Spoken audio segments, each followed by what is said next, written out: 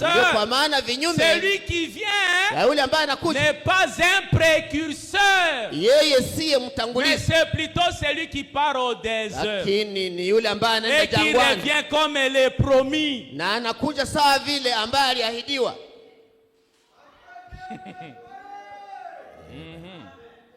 Celui qui vient dans ses conséquences.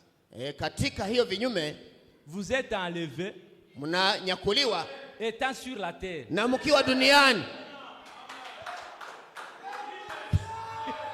Amen. Celui qui vient, c'est le juge suprême de toutes les nations. Je voudrais lire le Seigneur Branham. Les instructions de Gabriel à Daniel. Le Seigneur Branham dit ceci. Paragraphe 41. Maintenant, au chapitre 4, Jean a été ravi. Tout de suite après l'église, Jean, quand il est monté, il a vu l'âge de l'église tout entier. J'aimerais m'arrêter un instant pour dire ceci. Bien des gens, watu wengi, qui attendent quelque chose de vraiment prodigieux, puissant dans l'âge des nations, se trompent assurément. Quand il vient et que vous attendez à voir quelque chose de prodigieux, le Seigneur Branham dit, vous trompez assurément. Il dit, l'âge de l'église et tout ce qui va se passer pendant l'ère des nations, ça se trouve d'Apocalypse 1 à Apocalypse 3 inclus. Après, l'église est montée dans l'enlèvement et le reste jusqu'au chapitre 19. La 70e semaine. Paragraphe 194. Le Seigneur Branham dit. Maintenant, une déclaration saisissante. Si vous voulez la noter, écoutez bien, je vous en prie. C'est la dernière remarque que je vais faire. L'avant-dernière. Après cela, je n'ai qu'une toute petite chose à ajouter. Une note dont je voudrais parler. Maintenant, détendez-vous un instant.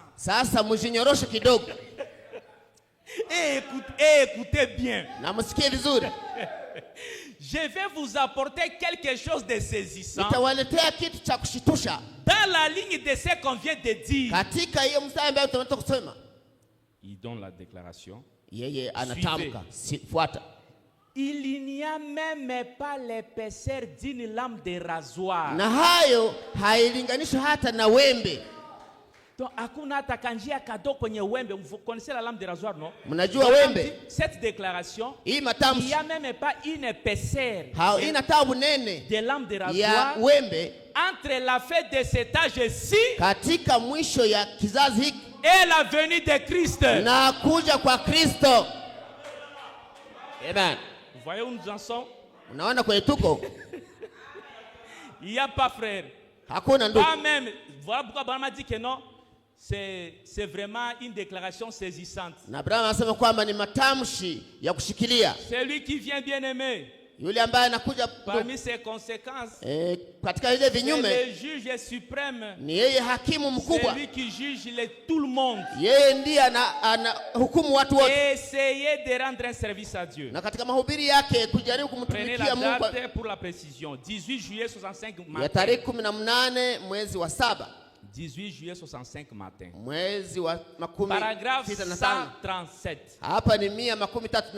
Le juge dit, beaucoup de personnes sincères vont se joindre à quelque organisation, groupée ou culte, gundi au kanisa. Kikundi baada ya kikundi. Et là, na hapo ils meurent spirituellement. Wanakufa kiroho. Vous ne pouvez rien leur dire. Hamwezi kuambia kitu.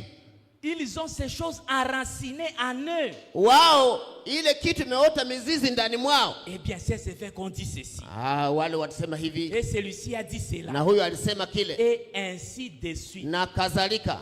Vous leur montrez ici même dans la parole. Na mnaionyesha hata katika Biblia ndani. Dans la parole de Dieu où c'est ainsi dit le Seigneur. Kwamba inasema ni anena Bwana. Mais notre pasteur. Lakini mbona mchungaji wetu? Peu importe ce que dit votre pasteur. Na izuru chochote kile ambacho mchungaji wenu amesema. Peu importe ce que je dis ou qui qu'elle dit. Haizuru chochote mtu fulani anasema. Si c'est contraire à la parole de Dieu confirmée. Kama inapingana na Mungu kusubirishwa. L'heure. Wakati. Le temps. Wakati. Le message. Ujumbe. Et ainsi de suite. Na kadhalika. Oubliez-les. Na muisahau. Tenez-vous éloignés de cela. Na ninyi mjitenge na mambo yale. Venez lire la phrase ici. Acha nisome hapa. Là où j'ai mis en vers. J'ai fait quoi? Je devrais me tenir devant chacun de vous au jour du jugement. Je vous dis, parmi ces conséquences, celui qui vient, c'est le juge. Il vous dit dans sa seconde venue, il doit se tenir devant chacun de vous. Alléluia. Je devrais me tenir devant chacun de vous au jour du jugement. Vous le savez. Le juge suprême. Est-ce que réellement il a fait ça? On peut se poser la question, non? Est-ce qu'il l'a fait? Il a dit, est-ce qu'il l'a fait? Il l'a fait. L'écriture interprète l'écriture. Et tu ne le sais pas. Paragraphe 180. Un jour, là-bas au tribunal du jugement, j'ai essayé de vous donner les remèdes. Alléluia. Voilà le juge suprême. Un jour, il a pris les gens au tribunal du jugement. Il a essayé de leur donner le remède. Alléluia. Bénissons le nom du Seigneur. Un jour, là-bas au tribunal du jugement, j'ai essayé de vous faire avaler le remède et de le retenir par mes mains. Et vous l'avez aussitôt recraché entre vos doigts. C'est fini, frère.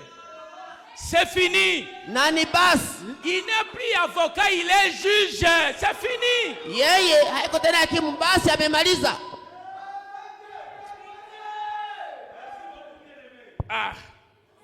C'est terrible. Parmi ces conséquences, vous êtes enlevé. Vous êtes ici. Je suis dans Christ révélé dans sa propre parole. 22 août 65 matin. Le paragraphe 62-63. Le Seigneur Branham dit ceci. Je passe directement au 103 pour gagner du temps. Vous notez cela. Il dit ceci. Et un jour, ils découvriront qu'il ne considère pas une distance de 150 millions d'années-lumière non plus. Mais il se déplace en formant un cercle. Exactement. Vous découvrirez un de ces jours. Lorsque vous allez au ciel, vous ne faites pas simplement vous envoler vers quelque part ailleurs. Mais vous êtes encore ici aussi, seulement dans une dimension plus rapide que celle-ci. Alléluia. haiko ndani ya kiwango ambayo les conséquences de la seconde venue, na vinyume ya kuja kwa pili, est enlevé, unaweza kuwa les bijumba, lakini ungali hapa kuna kula bijumba. Hallelujah. Amen. Voilà. Mais pourquoi les gens prêchent alors que la seconde venue a eu lieu? Le Seigneur Branham dit, des âmes qui sont maintenant en prison. Le paragraphe 348, 349. 3. C'est la perfection. Le ministère est arrivé à sa perfection. Quand il a reproduit Christ de nouveau sous une forme naturelle parmi des êtres humains, comme il avait été prédit, ce qui arriva du temps de l'autre. Branham me dit, il est écrit dans la Bible que ce qui arrive au temps de l'autre, les hommes mangeaient, vivaient, plantaient. Il dit, mais ça c'est naturel. Les hommes mangeaient toujours, ils plantaient toujours. Mais qu'est-ce qui était là? C'était Dieu. Sous une forme physique, au milieu de son peuple, mangeant comme un être humain, vivant du lait de vache qu'il a créé. Oh, béni soit le nom de Branham. Écoutez Branham. Pensez-y. Les gens pourraient continuer à prêcher, à penser qu'ils reçoivent le salut, à croire qu'ils font ce qui est bien, à croire que leurs organisations prennent de l'extension. Certainement, alors qu'il n'y a même plus une lueur d'espoir.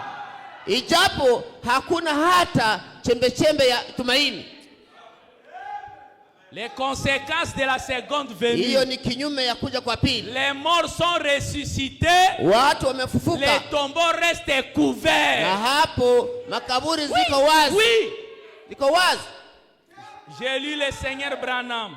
Dieu se cache et se révèle dans la simplicité. 379 paragraphes, il dit. Et puis, quand ils disent que les tombes vont s'ouvrir, comment les tombes vont-elles s'ouvrir?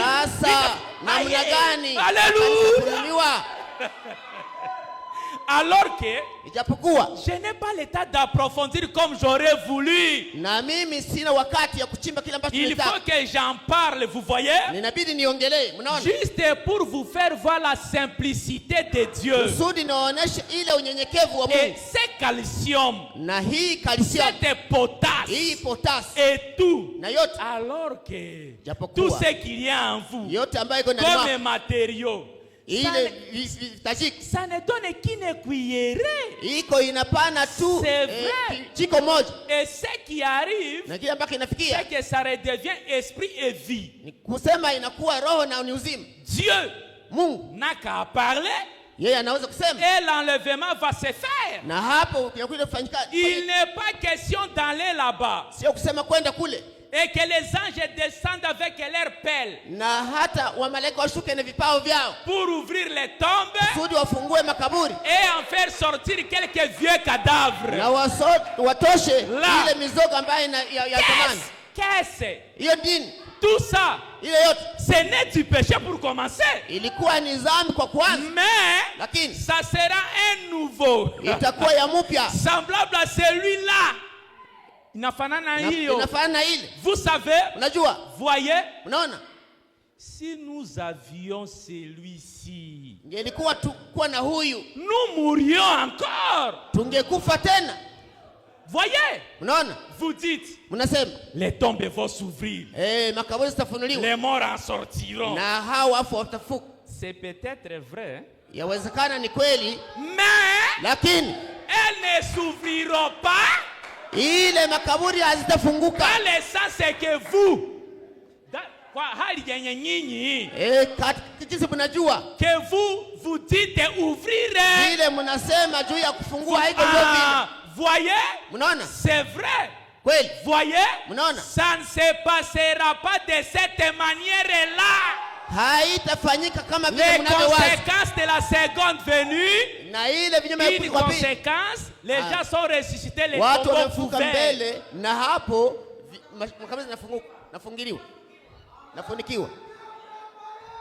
Voilà pourquoi les rouges-gorges chantaient. Il est ressuscité. Il est ressuscité. Oh là là. Ah, j'ai encore 4 minutes ici. J'ai surveillé les 3 minutes.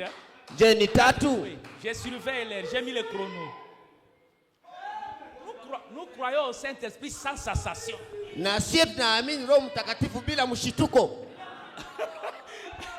On n'est pas emporté. On est dans la ligne.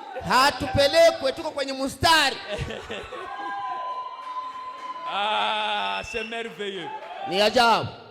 Bon, prenons toutes les choses. Je vais me limiter par là. Toutes les choses qui est prêché le 24 novembre 62. Il y avait beaucoup de choses à lire. Mais nous remercions les seigneurs. Parce que nous avons un tabernacle à Kampala. Que Dieu vous bénisse richement, mes frères. Toutes les choses prêchées le 24 novembre 1962. 24 novembre. Le paragraphe 2. C'est la dernière lecture. Le Seigneur Branham dit ceci. Mais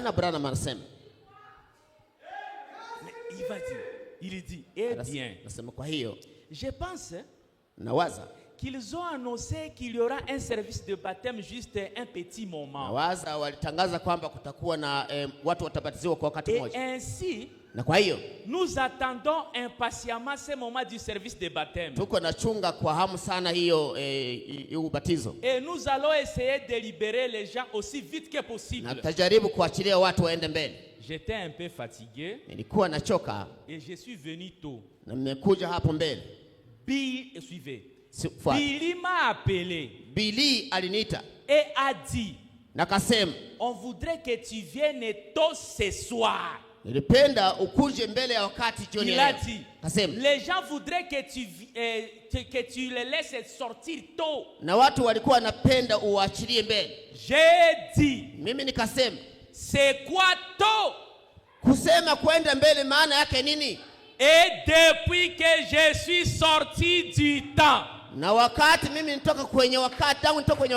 pour entrer dans l'éternité, eh bien, je n'ai plus la notion de temps. Parmi les conséquences, c'est la fusion du temps et l'éternité. Que le Seigneur vous bénisse. Amen, amen, amen, amen, amen. Applaudissez très fort, applaudissez très fort. Applaudissez très fort. Applaudissez, applaudissez. Applaudissez très fort. Applaudissez très fort. Que le Seigneur Branham vous bénisse. Alors tunafika kwa intervenant watano. Talika Serdina atupatie wimbo eko show ya kualika intervenant watano 5 minutes.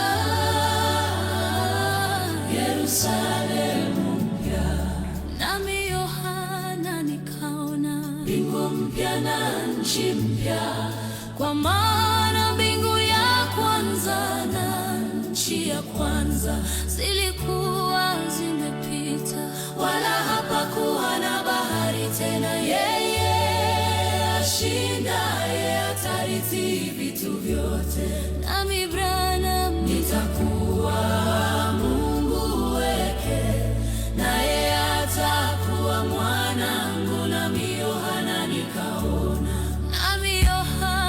nikaona takatifu Yerusalemu mpya ukishuka kutoka kwa Mungu, utokao mbinguni, umeandaliwa kama bibi harusi aliyepambwa kwa ajili ya mumewe. Bwana Branham, Yerusalemu mpya, Mungu wake, naye atakuwa mwanangu. Na mke Yohana nikaona.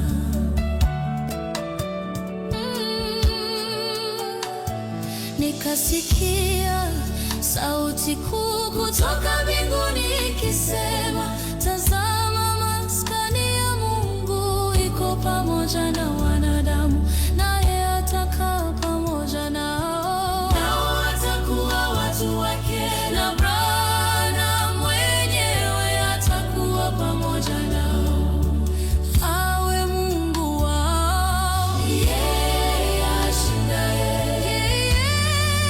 ashindaye atarithi vitu vyote, nami Branham nitakuwa Mungu wake, naye atakuwa mwanangu. Nami Yohana nikaona. Na Bwana Branham atayafuta kila chozi machoni mwao, wala hakutakuwa na mauti tena, wala huzuni, wala kilio tena, wala hakutakuwa na maumivu tena, kwa maana mambo ya kwanza yamekwisha pita. Hakuna maumivu tena, hakuna machozi tena, hakuna maumivu tena, vitu vyote vipya, vitu vyote vipya. Bwana yeye aliyeketi juu ya kiti cha enzi alisema, tazama, nafanya vitu vyote kuwa vipya. Akanambia, andika, kwa maana maneno haya ni ya kweli na ya uaminifu. Yeye ashindaye atarithi vitu vyote, nami Branham nitakuwa Mungu wake, naye atakuwa mwanangu. Na yukawa wanangu. Baba yetu Abrahamu alingoja kwa subira mji ule, pamoja na watakatifu wote, akitazamia mji wa milele. Walisubiri kwa imani, walifariki katika tumaini, wakitamani nchi iliyo bora. Yerusalemu mpya. Akanambia, imekwisha, mimi Branham.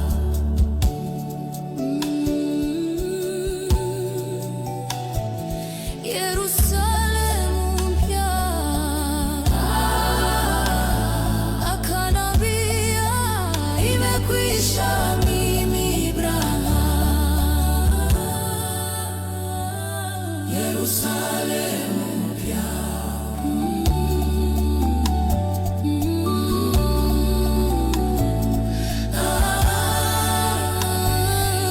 Yerusalemu mpya.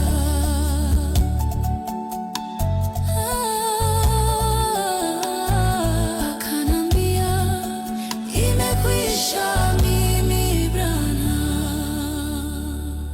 Applaudissez, applaudissez, applaudissez très fort. Amen. Yes, right. Oui, technicien. Tupatie ka wimbo kadogo ka melodi, tunakaribisha mhubiri wa 5. 30 minutes seulement et c'est fini.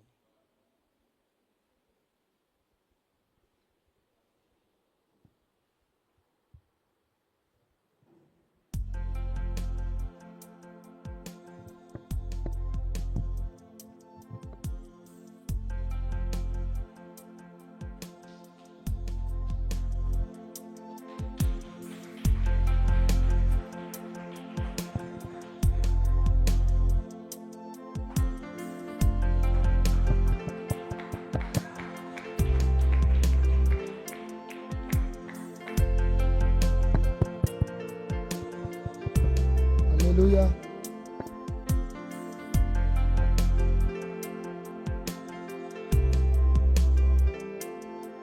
Shalom, shalom. Shalom, shalom. May the Lord bless you. Bwana Branham awabariki. We may stand a little before the reading of the word of the Lord. Tutasoma neno la Mungu, tusimame. We're going to read in John 16. Yohana 16. Jean 16 Verse 32, 33, verset 20 combien? 23. 23. It says this.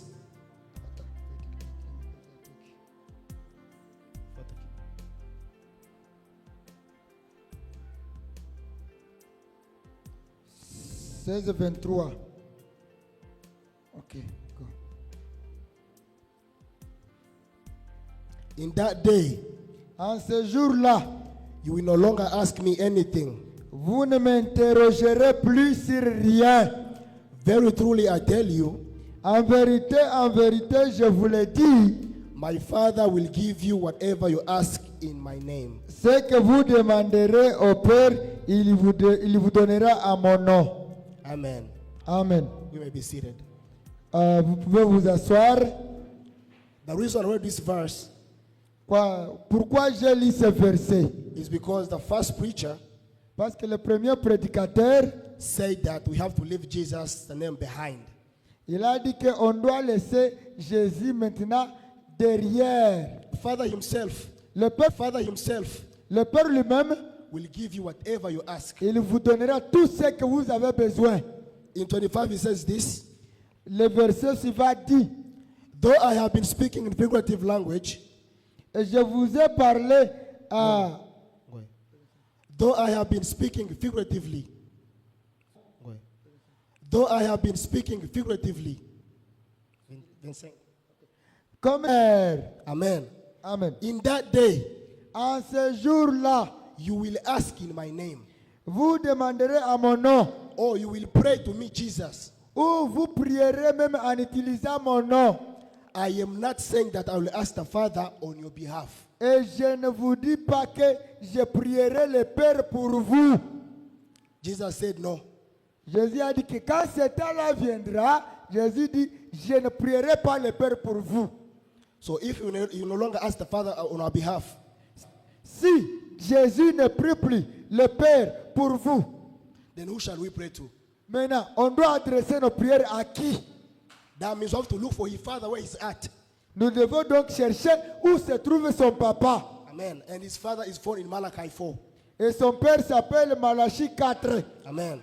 And Malachi 4 is a veil of God. A veil of God. Okay. Et Malachie 4, c'est la venue du Seigneur. No, veil. Ok, c'est le corps ou c'est le voile du Seigneur. Amen. Jua haimufunule kiwaziwazi. Haimufunule kiwaziwazi. Ok, ce qui n'a pas révélé très bien le Père. Amen. Juu Mungu alisema, Parce que Dieu a dit, siwezi fanya kitu kudunia, quand le temps arrivera à la fin, siwezi fanya kitu kudunia je ne ferai rien sur la terre kama sipitie kwa manabii. si je ne parle pas à travers un prophète. Amen. So Malachi 4 ni voile ilikuwa na voile Mungu. Malachie 4, c'est un voile qui a voilé Dieu. So il faut tumufunue tumuoneshe kiwaziwazi ni nani. Nous devons maintenant le dévoiler pour montrer ouvertement qui est ce Dieu-là qui était voilé. Tutasoma Matthieu 24. On va lire la Bible, le livre de Matthieu 24. Verset ya 36 na 37. Matthieu 24, 36 et 37. Ama tuende direct au 42 na 44. On va sauter jusqu'à 42 et 44. Inasema hivi. On nous dit ceci. Tasoma tu 42 na 44.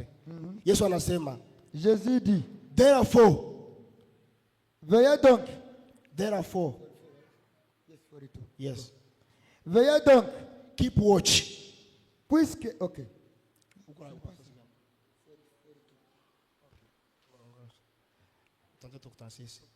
But about the day or the hour, Pour ce qui est du jour et l'heure, no one knows, personne ne le sait. not even the angels in heaven, Ni les anges du ciel, not the Son, ni le Fils, but only the Father. mais le Père seul. Amen. As it was in the days of Noah, ce qui arriva du temps de Noé so shall it be in the coming of the Son of Man. arrivera de même à l'avènement du Fils de l'homme. Amen. For before the day of the flood came, for in the days before the flood, Car dans les jours qui précédèrent le déluge, people were eating, drinking, giving in les marriage, hommes mangeaient, buvaient, se mariaient giving in marriage. et se mariaient. That is how it will be at the coming of the Son of Man. Jusqu'à ce où Noé entra dans l'arche. No. So ile parti ya mwisho. Niliruka kule chini. Juu ya muda. Ok. Ainsi sera le même à l'avènement du Fils de l'homme au 39. Amen. 42. 42. Jesus says this. Jésus a dit, Therefore, keep watch, veillez donc, because you do not know the day your Lord will come. puisque vous ne savez pas quel jour le Seigneur viendra. You do not know the day your Lord will come. Les gens ne savent pas le jour où le Seigneur viendra. Amen. We all knew that Jesus was our Lord. Nous savons tous que Jésus était notre Seigneur. But here he says, Mais il dit, you don't know what day your Lord will come. et vous ne savez pas le jour que votre Seigneur viendra. So if he's not our Lord, Si il n'est pas notre Seigneur, and he's promising us another Lord to come, et il dit, votre Seigneur, so our watch, vous devez donc veiller. he says this, Il a dit, but understand this, mais comme je vous l'ai dit, but understand this. mais écoutez ceci.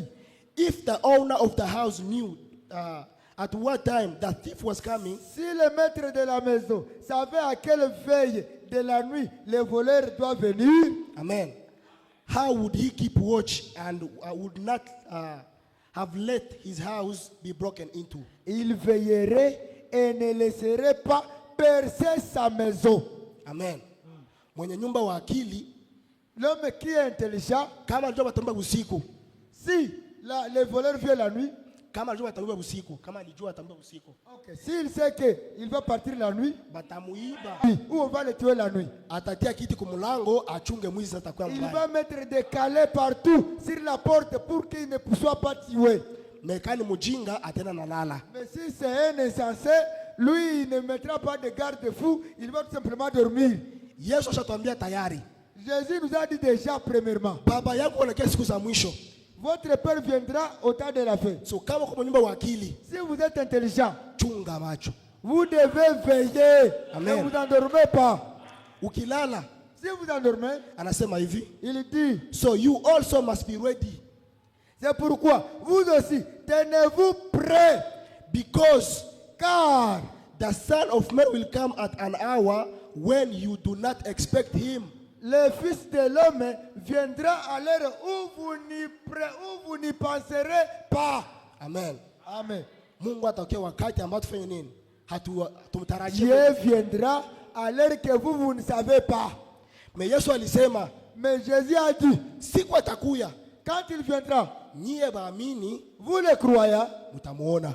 vous le verrez. Amen. Amen. Tumtafute sasa kwenye iko sasa. Nous allons maintenant à notre sujet où nous continuons. Tutasoma Hébreux 2 verset 6. Yeah. On va lire la Bible encore. Nous sommes à Hébreux le 2 livre verset 6. d'Hébreux, verset 6. Traduire tu muda nakimbia. Inasema hivi. Ça nous dit ceci. But one in a certain place testified saying, Mais l'un des témoignages disant, what is man quel est l'homme that thou art mindful of him? que tu penses de lui? Mwanadamu ni nini ili wewe Mungu umjali? Ah, asante. L'homme c'est quoi pour que tu t'intéresses à lui? Oh, son of man, that thou visits him. Ou le Fils de l'homme pour que tu le visites? Ama wewe Mungu anajifanya mwana wa mtu ili wewe mtembelee. Asante. Sio vile. Mungu anajifanya nabii. Doit tutembelee shi. Dieu s'est fait le Fils de l'homme pour venir nous visiter. Amen. Daniel 7, Daniel 7 16. 13 mpaka 15. Daniel 7, Daniel 7, 13 à 15 nous dit. Amen. Malachi 4 atuambia profeta atakaye siku za mwisho. Parce que Malachi c'est le prophète du dernier jour. Ni profeta wa aina gani? C'est quelle sorte de prophète? Daniel alimuona Parce que Daniel l'a vu aussi. mu vision. Dans la vision. Or vision qui concerne the time of the end. La vision concernait le temps de la fin. Anasema hivi. Daniel dit. In my vision at night. Dans mes visions de la nuit. I looked. J'ai regardé. Amen. And there before me was one like son of man. Et là c'était tenu debout d'un fils de l'homme. Coming with the clouds. Il venait avec la nuée. Amen. Amen. Avec la nuée. Un prophète atakuwa alevé. Le prophète qui a été enlevé ou nabii akanyakuliwa. Na tunajua Ancien Testament. Dans l'Ancien Testament, il n'y a pas un prophète qui a été enlevé. Nouveau Testament. Dans le Nouveau Testament, il n'y a aucun prophète qu'on a enlevé dans les œuvres. Mais dans les derniers jours, on nous voit Branham, il a été enlevé. Quand il a été enlevé, qu'est-ce qui s'est passé? Branham dit ceci, ou Daniel dit ceci. He approached the Ancient of Days. Il a approché tout près de l'Ancien des jours. And was led in his presence. Et dans sa présence. He was led in his presence. Et il a été conduit dans sa présence. He was given authority.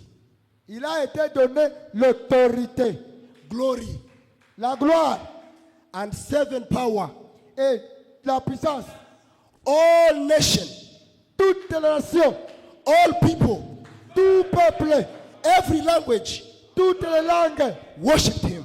L'ont adoré. All people, tout peuple, all nations, toutes les nations. Donc, ce n'est pas l'Israël seulement qui a adoré cet homme Branham. C'est toutes les nations.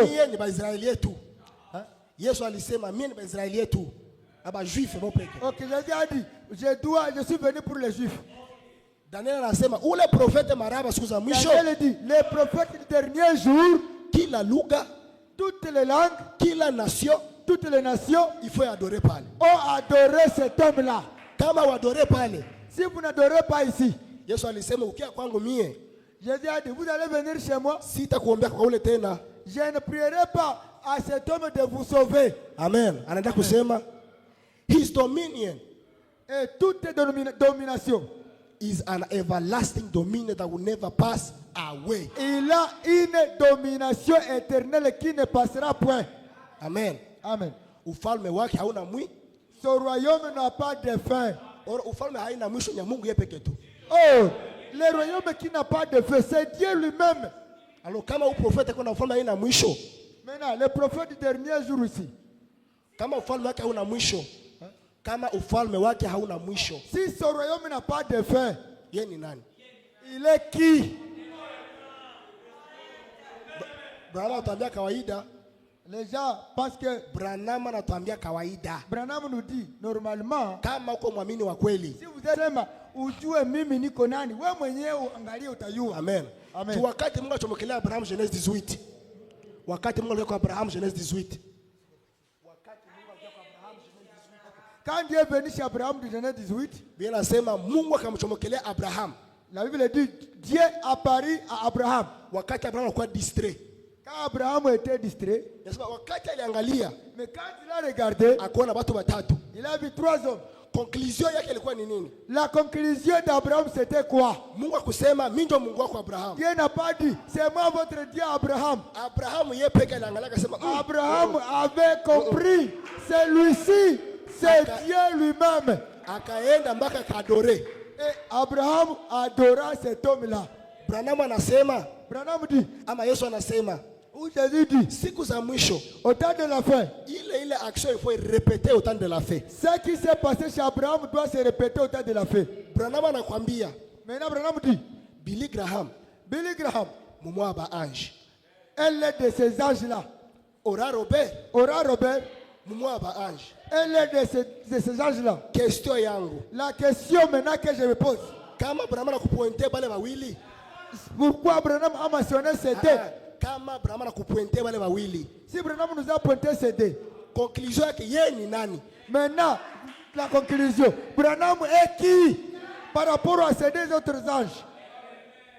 Inasema Daniel anasema hivi. And his kingdom.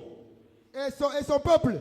is one that will never be destroyed. Son peuple ne sera jamais détruit. Son royaume ne sera jamais détruit. I, Daniel, Moi, Daniel, I was troubled in my spirit. j'ai été troublé en esprit. Comment nation azabudu Mungu? Comment les gens aiment adorer Dieu, ils viennent adorer Dieu. Comment nation ababudu Mungu? Yes. Comment les nations n'adorent pas Dieu? Bako n'adorer prophète fulani moya hivi na Ils adorent un tel prophète comme ça. Comment il a été troublé? Mia muroho yangu Moi, Daniel, nikashangala comment je suis vraiment troublé. Comment? c'est tunajua Mungu ndiye kwa adorable. Comment un prophète kwa adorable siku za mwisho? Parce que Daniel, lui, savait que c'est Dieu qui est adorable. Mais il a vu un fils de l'homme ici qui est adorable au temps du soir ou dans le dernier jour. Anasema, Il dit, and the vision that passed through my mind disturbed me. et les visions passant dans mes pensées, ça m'a troublé. Amen. Amen. Daniel akakuwa troublé. Daniel a été troublé. Hakuona Yesu kwa adore kule. Il n'a pas vu Jésus être adoré, non? Bina anatuambia muniwe. Bingine anatuambia muniwe. Oh, Jésus, ok, dans la nuée. Asema ilikuwa seconde venue de Jésus. Abraham dit, la face de Batu Jésus. wanasema ilikuwa seconde venue de Oh, Jésus. les gens du croix du Messie disent que ça c'est Jésus qui est dans la nuée. Asa tujue ule Jésus alikuwa ni nani? Maintenant, nous allons voir qui est ce Jésus-là. Tunasoma kitabu kia Révélation 8 mpaka 2. Nous allons lire la Bible, la Révélation 8, 1 à 2. Inasema hivi. Ça nous dit ceci. Yohana Parce que Jean na Daniel ou Daniel, balionaka vision moya. ils ont vu la même vision. Daniel et Jean ont vu la même chose. Daniel anamuita fils de l'homme. Daniel appelle Branham fils de l'homme. Anamuita prophète. Ça veut dire prophète. Wakati Jean anaona vision yako claire. Quand Jean a vu cette même vision mais qui était plus claire, Anasema hivi. il a dit, When he opened the seventh seal, quand il a ouvert le 7e sceau, there was silence in heaven about half an hour. il a eu un silence d'environ 30 minutes ou demi-heure au ciel. And I saw. Et j'ai vu, Amen. 7 angels 7 anges who stood before God. qui se tiennent autour de Dieu ou devant Dieu. Amen. Amen. 7 angels 7 anges before God. qui se tiennent devant Dieu. Marqué 7 anges. Ces 7 anges-là, Na 8e personne dans la constellation. la 8e personne qui était dans la constellation, Yenjo Mungu. c'est lui-là qui est Dieu. Hamuna mtu wakenda. Il n'y avait pas la 9e personne. Kama kuko wakenda, S'il n'y a pas la 9e, maka atakuwa Jésus. donc ça devrait être Jésus. Mais constellation il y a 8 personnes. Mais dans la constellation, c'était 8 personnes. Amen. Amen. Branham anasema ule alikuwa ni nani ndani? Branham dit que celui-là, le 8e, c'était qui? Ule ni nani mtu akenda? Le 8e là, c'est qui? Kitabu kinaitwa trying to do God a service without it being his will. Branham parle de ça dans la brochure intitulée Essayer de rendre un service à Dieu en dehors de sa volonté. Uirua mwezi wa kenda 27 1965. Prêché le 27 novembre 1965. Paragraphe yake ya 70. Paragraphe 70. Branham anasema hivi. Branham dit, Mbele ya useko nakuwa alevé. avant qu'il soit enlevé, Kisi kunakuwa alevé. ou quand il était en train d'être enlevé, Daniel alisema profeta alinyakuliwa. Daniel a dit le prophète a été enlevé. Branham anasema hivi. Branham dit, The whole earth shook. toute la terre trembla, Everywhere. partout. The rock that size rolled down. Les rochers se roulaient. Dust flying like that. Il y avait de poussière partout. And I, Branham, I looked. Et moi, Branham, j'ai regardé. And standing before me, Et se tenaient devant moi. 7 angels. 7 anges se tenaient devant moi. Banakuambia leo leta paragraphe unasema kama njo Mungu. Alors, on comprend que le 8e là ou le 7e là, Banakuambia leo leta paragraphe Branham anasema kama yeye njo Mungu. on vous dit, le frère deuxième exode, amène le paragraphe pour montrer que c'est Branham qui est Dieu. Branham anatuambia hivi. Il nous dit ceci. Branham nous dit ceci. Mtumishi wa kweli wa Mungu Un vrai serviteur de Dieu, hawezi kujitemwanyer publiquement. il ne peut pas venir pour dire c'est moi le Dieu du ciel. Amen. Wewe imagine Maintenant, imaginez-vous, kama kungekuwa verset ya vile, s'il y avait un tel verset ou paragraphe, dunia itaikubali. dunia itaikubali? Même est-ce que le monde va accepter ça? Biblia inasema, la Bible dit, malaika 7 mbele ya Mungu. 7 anges se tiennent devant Dieu. Deja bila kuambia ule mtu wa mnane ni Mungu yeye peke. Alors ici, on nous montre que la 8e personne, c'est Dieu lui-même. Branham a confirmé. Branham confirme. 7 anges. Les 7 anges, ils se sont tenus devant moi, comme l'homme déjà l'avait vu dans le livre de la Révélation. Si ces gens ne croient pas la Bible, peut-ils même croire la brochure? À la fin, Branham dit, il y a les paragraphes. Il y a les paragraphes à 70. À la fin de ces paragraphes, il dit, I got my commission. J'ai eu ma commission. In the scripture. Dans les Écritures. The 7 seal. Les 7 sceaux. Which is the mystery. Qui sont les mystères? Maintenant, tusikie sasa ilikuwa révélé nini? Maintenant, écoutez ce que Branham a révélé. Kitabu naitwa A Guide. Le livre où la brochure est intitulée Les Guides. Ubirwa mwezi wa 8. Prêché le 8 en août. Non, mwezi wa 10. Prêché en octobre. Le 14. Octobre 14 1962. Paragraphe 35. Paragraphe 65. Branham anasema hivi. Paragraphe 35. Branham dit. And the Holy Spirit always speaks of the word. Et le Saint-Esprit a toujours parlé ou témoigné de la parole. Amen. Roho Mtakatifu hawezi jikatala yeye peke. Le Saint-Esprit ne peut pas renier sa parole ou se renier lui-même. Anasema, I have got many things to tell you. J'ai beaucoup de choses à vous dire. You cannot understand now. Vous ne pouvez pas les comprendre ou supporter ça. But when he comes, mais quand lui viendra, he will guide you to it. He will guide you to it. Il va vous conduire vers cela ou à cela. That's the reason of the coming of the seals. C'est ça même la raison de la venue des sceaux. Amen. Kama sceaux zilikuwa révélé. Si les sceaux n'étaient pas révélés. Kama sceaux zilikuwa révélé. Si les sceaux étaient révélés. Ilikuwa révélé nani? Maintenant les sceaux révélés. Qui? Qui? Il faut se révéler mwenye nazo. Ça doit révéler les propriétaires. Branham anasema ile njoo mission yangu. Branham dit, c'est ça même ma mission, la révélation des sceaux. Amen. Anasema hivi. Il continue à parler. At the finish of the 7th seal, à la fin de ce 7e sceau, the mystery of God should be finished. Le mystère de Dieu s'accomplirait. Kama leo hujui Mungu ni nani, si vous ne savez pas qui est Dieu, umepotea. Vous êtes perdu. Mama anasema hivi. Branham dit, mystère gani itaisha siku za mwisho, itakuwa révélé. Quel est le mystère qui doit être accompli ou révélé? Le premier mystère, to know who God is. Connaître qui est Dieu. Shiva tunakura kama so ziko révélé. Nous tous nous croyons que les choses sont révélées. Shia tunakroire mutu. C'est nous qui croyons l'homme. Bandugu yetu nakamata colonne de feu. Et les autres disent que c'est la colonne de feu qui est Dieu. Branham anasema. Or Branham dit, Mungu akibakia colonne de feu, si Dieu reste dans la colonne de feu, hamwezi mwelewa. Vous ne pouvez pas le comprendre. Pour que vous le compreniez, you have to know who God is. Vous devez comprendre qui est Dieu. What he is. Qui est-il? Yeye ni nani? Il est qui? How he lives. Comment il est? Mungu nako na maisha. Comment il vit? Comment il vit? Mungu nako na maisha. Donc Dieu aussi a une vie quelconque. Kama unataka ujue maisha ya Mungu.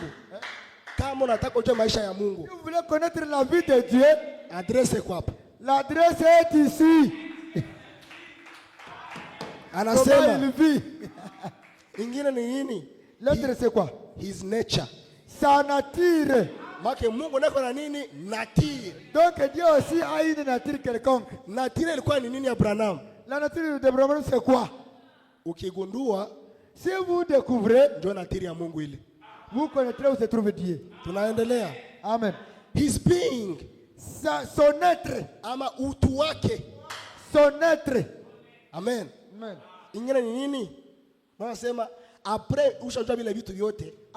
Quand tu connaîtras toutes ces choses, you are supposed to be all the way up here at this. Quand tu vas connaître ces choses, qui est Dieu, sa nature, comment il vit, son être, tu dois être là en haut. Pas ici en bas, en haut. Branham anaongezea. Branham continue à parler. Anasema. Il dit. Ukishafika kule yulu sasa. Quand tu es déjà là en haut. Ushajua secret zote za Mungu. Quand vous connaissez les secrets de Dieu, tous les secrets de Dieu. Juu wakati Mungu alikia kwa Abrahamu. Quand Dieu est venu chez Abraham. Mungu akakuwa agité. Dieu n'était pas. Mina kula mina shiba. Dieu était agité. Il était vraiment rassasié. Tumbo inafika mpaka huko. Il était déjà rassasié très bien. Kama alikuwa na abdominaux zilipotea kile siku. Kama alikuwa na abdominaux zilipotea ile siku. Zilipotea ile siku. Okay, ça va. Si vile? Vous voyez? Anasema sawa kama anatoka kama anaenda. Et quand l'homme qui était chez Abraham commençait à partir, nature ya Mungu kajimanifeste. La nature de Dieu s'est manifestée. Mule mundani. Allah à l'intérieur. Abraham ashanishibisha. Abraham m'a bien reçu, je suis rassasié. Mimi nataka nirudi kwenye nilitoka. Maintenant, je vais ici pour aller détruire Sodome. Nilikia kwa juu ya mission fulani. J'ai quelque chose à accomplir ici. Est-ce que namfichika kweli? Je dois cacher à Abraham ce que je vais faire. Akasema Il a dit non. Kama simwambie, si je ne lui dis pas, ndakuwa injuste. Je serai un Dieu injuste. Akasema mbele nitoke. Il a dit avant de partir ou de quitter Abraham, secret yangu nimwambie hayo sai. Je dois révéler cela à Abraham. Siku za mwisho, au temps de la fin, ndafungulaka siri zangu zote tena. Encore, je vais révéler tous les secrets. Mbele Branham atoke. Avant que Branham parte, akasema bwana. Il dit mes amis, kila siku mkanisa nakula watoto wangu. Kila siku mkanisa, chaque jour je viens à l'église. Nakula watoto wangu chakula. Je mange la nourriture avec mes enfants. Mbaka mimi nawaambia good morning friends. Jusqu'à ce que je leur appelle mes amis bonjour. Anasema, il dit, mkisha gundua ile secret, quand vous connaîtrez qui est Dieu et tout, inakufanya wewe nani? Cela te fera quoi ou qui? Si, vous voyez, it brings you into the full stature of sons and daughters of. Quand vous connaissez tous les secrets de Dieu, cela vous amène à une stature parfaite. Manake kama haujui natiri ya Mungu maisha yake kila kitu hauyakamilika. Si vous ne connaissez pas qui est Dieu, vous n'êtes pas encore être amené à la stature parfaite de Dieu. Les enfants de Dieu. Leo ukisema unadore colonne de feu. Oh, vous adorez la colonne de feu. Wewe leo ukisema unadore colonne de feu. Vous aujourd'hui vous disiez que vous adorez la colonne de feu. Unakatala natiri ule mtu. Vous refusez la nature de cette personne. Bwana anasema ile colonne de feu. Bwana dit dans cette colonne de feu, hamutaielewaka. Vous ne pouvez pas comprendre ça. Maana yake, ça veut dire que kama ule haeleweki, si cela n'est pas compris, make na wewe hayafika mwele statiri kwa mwana wa Mungu bado. Et toi aussi tu n'as pas encore arrivé à la vraie adoration. Jo ufike pale kwa natiri. Pour arriver à cette nature là, il faut ujue Mungu ni nani. Tu dois connaître qui est Dieu. Yeye ni nani? Il est qui? Anaishi namna gani? Il vit comment? Natiri yake ni gani? Il est sa nature. Kama unajua vile vitu, si vous ne savez pas ça, fanya recherche. Allez encore étudier. Amen. Amen. Unasema hivi. Tunasoma kitabu kinaitwa I have heard but now I see. Nous allons lire la brochure intitulée J'ai entendu mais maintenant je vois ou je vis. Wewe ukisikia tu matitre ya vitabu. Ukisikia hizo matitre za vitabu. Si vous entendez ou vous voyez même les titres de ces livres. Même avant usome vinaandikwa mundani. Même avant de lire, vous comprenez, ah, ceci c'est bien, c'est très bien. Kitabu naitwa I have heard. Un livre qui dit j'ai entendu. Now. Ça, maintenant. I see. Je vois de mes propres yeux. Tulisikiaka kuhusu Mungu. On a entendu concernant Dieu. Mais maintenant, je le vois de mes propres yeux. Kama wewe humuoni leo, si vous ne le voyez pas aujourd'hui, Maintenant, c'est quoi? Vous êtes quoi? Qu'est-ce que vous attendez? Ilihubiriwa mwezi wa 11 le 27 65. Prêché le 27 novembre 1965. Mbele afe nini? Mbele atoke kudunia. Avant de quitter la terre. Sasa sio wakati wa Abraham. Comme à l'époque d'Abraham. Tunasoma paragrafu ya 239. Nous lisons le paragraphe de 239. Anasema hivi. 239. Anasema hivi. Il dit ceci. Could you think? Pouvez-vous imaginer ou penser, church, l'église, that you are looking with your own eyes, que vous regardez de vos propres yeux, the living word of God made manifest. La parole de Dieu manifestée. The promise of the hour. The promise of the hour. La promesse du jour. In the last days. Dans les derniers jours. Amen. Looking with your own eyes. Vous regardez avec vos propres yeux. At the living word being interpreted in natural form.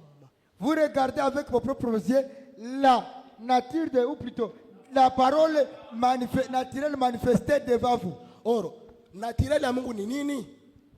Naturel ya Mungu ni nini? Naturel ya Mungu ni nini? La nature de Dieu c'est quoi? Il faut que mtu.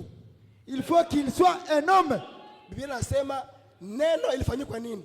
La parole naturelle manifestée. Jean kama makade. Neno ilifanyika mwili. Jean dit que la parole a été faite chair. Baba anasema na leo Branham dit aujourd'hui, mko mnangana macho yenu. Vous regardez avec vos propres yeux. Neno tena mwili. La parole manifestée dans la chair humaine. Amen. Amen. God among us. Vous regardez vous-même Dieu parmi nous. I see him with my own eyes. Moi, Branham, je le vois de mes propres yeux naturels. I have heard. J'ai entendu. He will do it. Qu'il ferait cela. All the old sage looked for this day. Tous les anciens sages ont entendu ces jours. Hata Yesu alisema mimi ndio njia. Jésus a dit je suis le chemin. Kama ni njia na kuongoza wapi? C'est le chemin de te conduire où? Kwa baba yake. Kama ni njia kuongoza kwa baba yake. Si Jésus est le chemin de te conduire chez son père. Make mu Jésus. Donc en Jésus, tulikuwa mu marche. Nous étions en voyage, voyage. Leo sasa tumefika kwa destination. Mais aujourd'hui, nous sommes arrivés à notre destination finale. Now we see it. Maintenant, vous le voyez manifested with our own eyes. C'est manifestant devant nos propres yeux. Amen. Attention verset à mwisho nimalizia hapo pato kidogo. Je vais lire le dernier verset pour terminer. Upatie telefoni yako na connection. Yeah, natamaliza. Ya mwisho ninamaliza.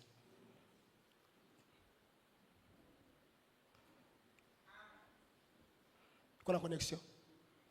Kwa nini tuangalie kwa nini Branham leo dunia mzima kamata kama prophète? Pourquoi? On va voir pourquoi le monde entier considère Branham comme un prophète. Dunia naishia Branham ni Malachi 4, Malachi 4. Il répète tout le temps. Branham c'est Malachi 4. Il est Malachi 4. Kuna na Biblia huko ndani. Yes. Na Biblia kwa kuna anglais. Haifungu. Genèse 46. 46. Anglais. 46 mpaka 34.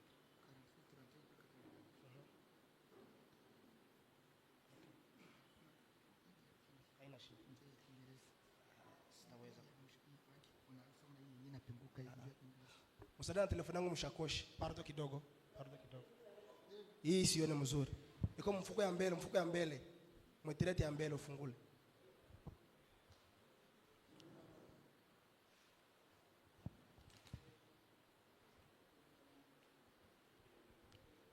Mfuko ya mbele mko telefoni. Ufile mfuko ya mbele kule mbele. Telefoni ya mweupe.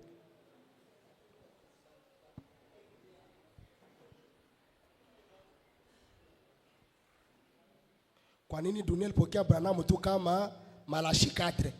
Pourquoi les gens disent que Branham est seulement Malachi 4? Pourquoi ils disent cela? Tusome. Kiingereza? English? English? Connection atumaliza hapa. Mna Biblia ndani ya Kiingereza? Anglais, ici. Tunakawisha. Okay. Merci. Merci. Genèse 30 combien?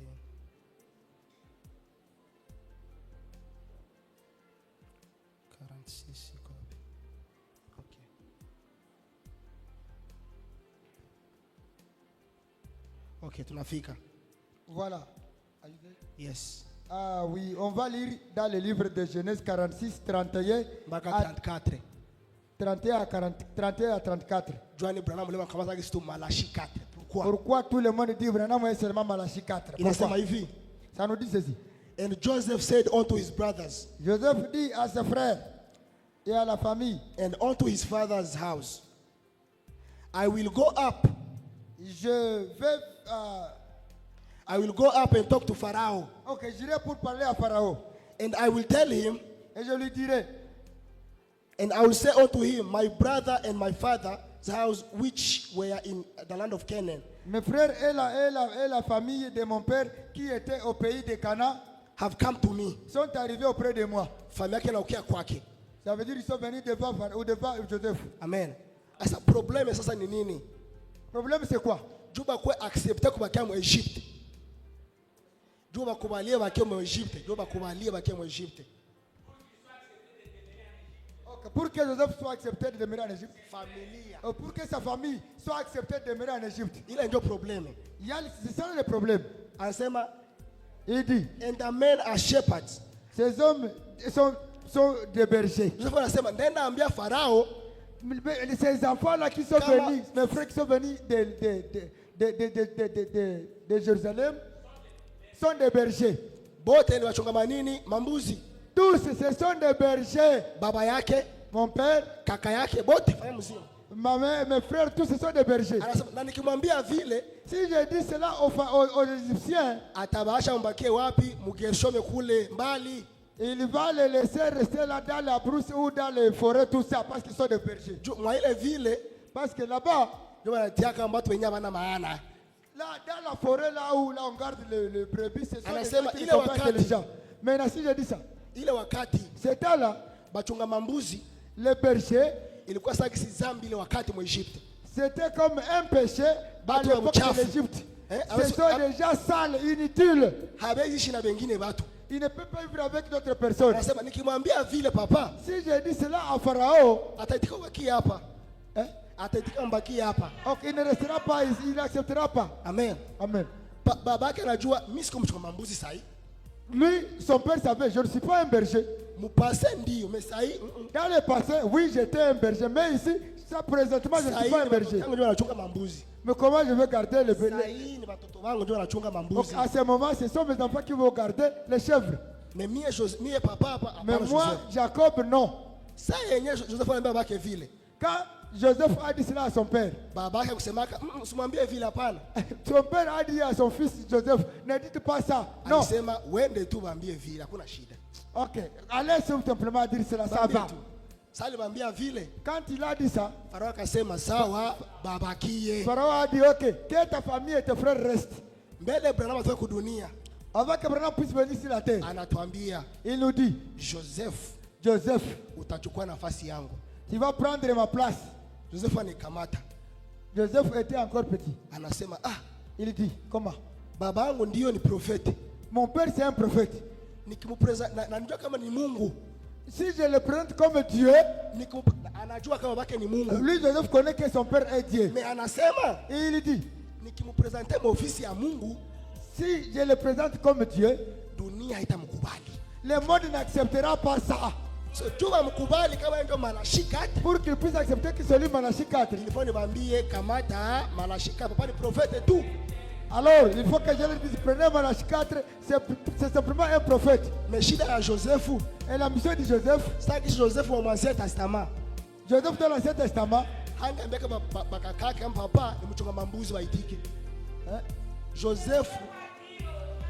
Joseph dans l'Ancien Testament. Joseph dans l'Ancien Testament, oui. S'il n'avait pas dit à ses frères, s'il n'avait pas dit à ses frères, ok, papa, c'est un berger pour qu'il puisse rester. Il n'allait pas accepter. Amen. Amen. Et nous aussi, Joseph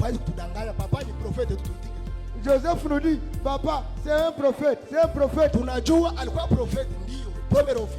Parce qu'il était un prophète, oui.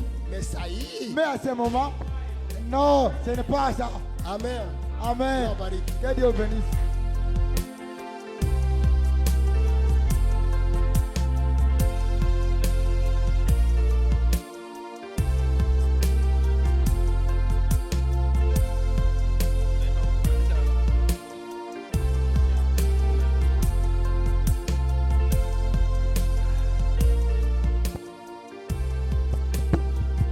Ndio. Mfalme William Aaron Branham wabariki. Que le roi William Aaron Branham vous bénisse. Na yuwa tunafika mwisho. Je sais que nous sommes à la fin. Ningependa niache na communiquer parce que après pasteur kuja hakutakuwa communiquer ingine. Donc je voulais juste communiquer parce que après juste le pasteur il y aura pas autre baada ya kuya hakutakuwa communiquer ingine. S'il vient il y aura pas autre communiquer. Yeye anakuja kuclôturer réunion ya leo. Pour clôturer la réunion de ce soir. Habari iko kwamba kesho ni siku ya posho. La nouvelle que demain c'est le samedi. C'est un jour yenye tutapumzika. Un jour de repos. Na dimanche, le dimanche à 10h juste. À 10h juste. Tutakuwa tuko hapa. Nous serons encore ici jusqu'à 15h. Jusqu'à 15h. Nasema dimanche. Je dis que le dimanche à 10h juste. À 10h jusqu'à 15h. Jusqu'à 15h. Tutakuwa hapa pour la dédicace de l'église. Nous serons ici pour la dédicace de l'église. Oui. Bien-aimé Moïse, tupatie nyimbo. Précieux Moïse, une chanson. Qui est cet homme de Branham? Qui est cet homme de Branham? Alléluia. Après ce petit cantique là de 3 minutes, puis on appelle le pasteur. Juste 3 minutes.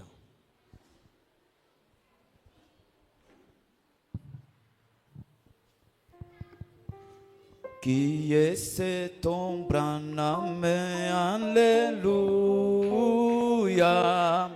Qui est cet homme Branham? Alléluia. Oh, qui est cet homme Branham? Alléluia. Qui est cet homme Branham? Alléluia. Oh, il guérit les malades. Alléluia. Qui est cet homme Branham? Alléluia. Et oh, le Dieu créateur. Alléluia.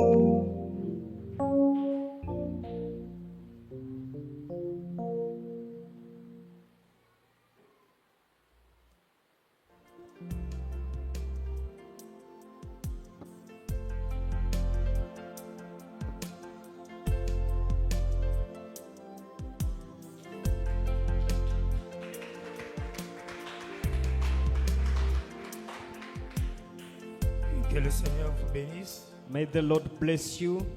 Nous remercions tous les révérends pour leur intervention. We thank all the reverend for their interventions.